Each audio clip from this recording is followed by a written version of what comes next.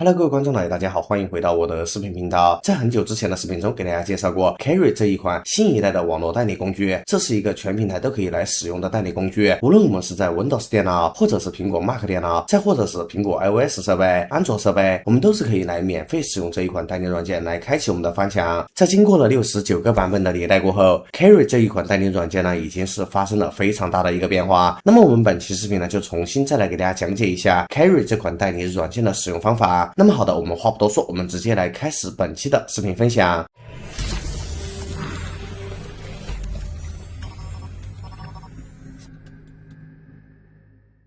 欢迎回来。首先呢，我们来打开一下 Carry 这款代理软件的官方仓库。这个仓库的地址呢，待会儿我会放到视频下方，大家可以在视频下方的评论区置顶链接中找到。打开这个仓库过后呢，我们往下拉，在下方这里呢有关于 Carry 这款软件的一个简介，大家可以自行的来进行查看。那么这里呢，我们需要来下载一下 Carry 这款软件的安装包。我们回到最上面这里，找到这里的 Release， 点击下方这里的最新版本。这里呢为我们提供了不同平台的安装包，比如安卓、Linux、macOS、Windows。我们本期视频呢使用 Windows 来给大家进行演示。我们点击这里的 Windows x64.exe 文件来进行下载。稍作等待过后，我们现在呢是已经将 Carry 这款软件的安装包下载到了我们的本地电脑上。我们双击来打开一下这个安装包，点击运行。点击4，选择我们所使用的语言，点击确定，选择一下软件的安装位置，点击下一步，再次点击下一步，点击安装。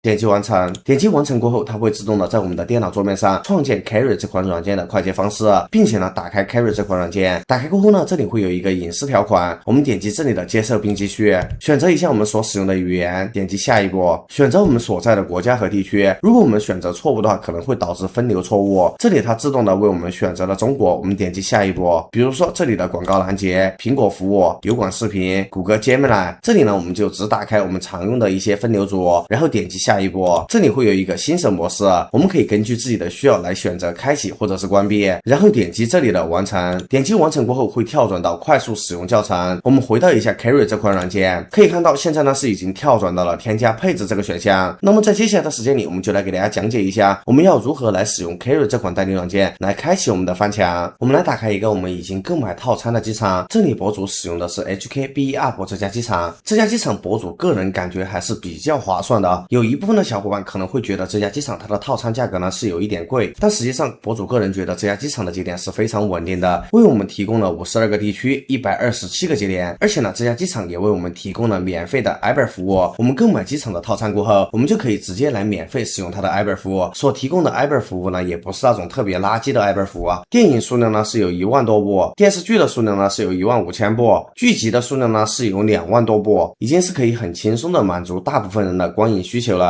那么接下来呢，我们回归正题，我们在这家机场中点击这里的主页，在下方这里的订阅链接获取这里，点击这里的复制通用订阅链接，这里提示复制成功。我们回到一下 Carry 这款代理软件，我们可以点击这里的添加配置链接，在这里粘贴我们刚刚所复制的订阅地址。除此之外呢，我们也可以点击这里的从剪贴板导入来进行快速的导入。如果我们有本地的配置文件，我们也可以点击这里的导入配置文件，点击这里的选择文件，选择我们的文件，点击打开就可以来打开我们的本地配置文件。再往下呢，这里是扫描二维码，我们可以通过这个功能来扫描我们电脑屏幕上的二维码，从而来实现配置文件的快速导入。那么这里呢，我们直接点击这里的从剪贴板导入，上面这里呢就是我们的订阅地址，下面备注这里呢，我们可以根据自己的需要来进行填写。下面这里呢是关于配置文件的一些设置，比如下载配置文件的 UA， 保留机场分流规则，下载通道，更新时间，配置更新后重新加载，配置自动更新后启动延时检测，自动移除延时检测失败的服务器。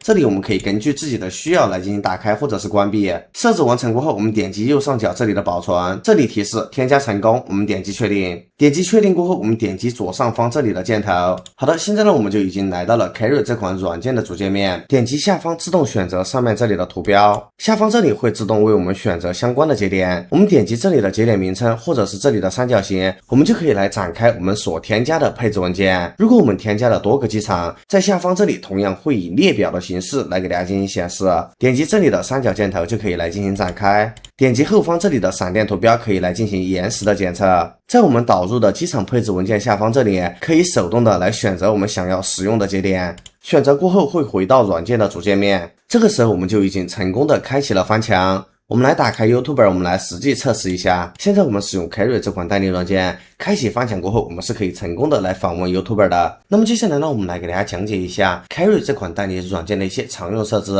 我们回到一下软件的首页，在软件首页这里可以看到我们经常使用的一些选项，比如说我们开启软件的时长、当前的连接数、在运行时长内使用的总流量、当前的速度情况。我们点击相关图标就可以进入来查看详情。下方这里呢是我们当前所使用的配置，这里会显示我们所设置的配置名称以及我们所购买的机场流量情况。点击这里的当前配置，我们可以在这里来刷新配置或者是更新配置。在下方这里呢，我们可以来切换规则模式或者是全局模式。那么接下来呢，我们再来给大家讲解一下 Carry 这款代理软件的进阶设置。同样的，我们回到一下 Carry 这款软件的主界面，我们点击上方这里的设置，点击设置过后，第一个选项呢是新手模式。关闭新手模式过后，下方这里呢会有更多的一些设置选项。再往下呢，这里是绑定到机场，这个功能呢一般是用不到的一个功能。依次往下呢，这里是获取流量、使用教程、常见问题、常用规则集，这几个功能我们同样是用不到的。然后再往下呢，这里是通知。很多小伙伴可能会比较疑惑，作为一个 Windows 端的软件，为什么会有通知这个功能？这是因为 Carry 这款代理软件，无论是安卓端还是 iOS 端，再或者是 Windows 端，它的界面设计都是完全一模一样的。如果我们是在手机上使用 Carry 这款代理软件，我们就可以在通知这个选项中来开启或者是关闭我们的消息通知。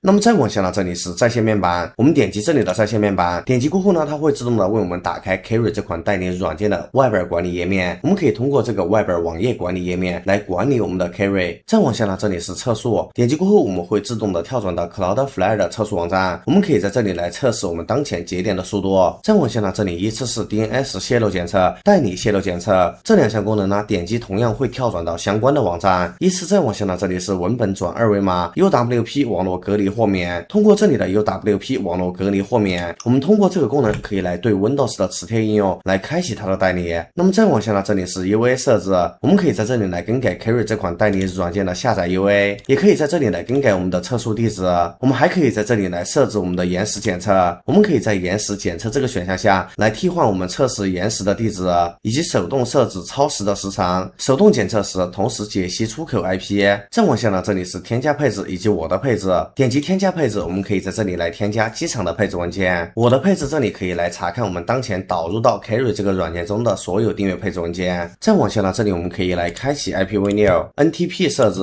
TON 模式的打开或者是关闭，以及 TON 模式的各项设置、DNS 设置、TLS 分片。如果我们使用的是 Cloudflare 所搭建的免费节点，建议大家在这里来开启这里的 TLS， 并且启用这里的 TLS 分段功能。MUX 设置，这里一般不建议大家进行打开。那么再往下呢，是我们的分流设置，我们可以在这里来重选我们的国家和地区，设置我们的前置代理或者是链时代理，点击添加服务器，我们就可以在这里来选择相对应的服务器来进行添加。如果大家需要设置链时代理，大家一定要注意一下，链时代理的规则呢是通过上面的节点去连接下面的节点，然后再连接我们的目标网站，所以这里链时代理的顺序大家一定不要搞错了。自定义自动选择，我们可以点击右上方的添加，输入一个名字，然后点击后方这里的三角形，我们手动的来添加自动选择的服务器。比如说这里我只选择香港的节点，点击对勾，然后我们回到首页，点击下方的节点名称，选择这里的自定义自动选择，点击我们刚刚所创建的自定义自动选择。选择过后，它自动选择的节点就只会在我们刚刚所创建的自定义自动选择分组中所添加的节点中来进行自动选择，不会像默认的自动选择会选择整个配置文件中的节点。那么再往下呢，这里是分流规则，这里呢我们可以根据自己的需要来进行设置。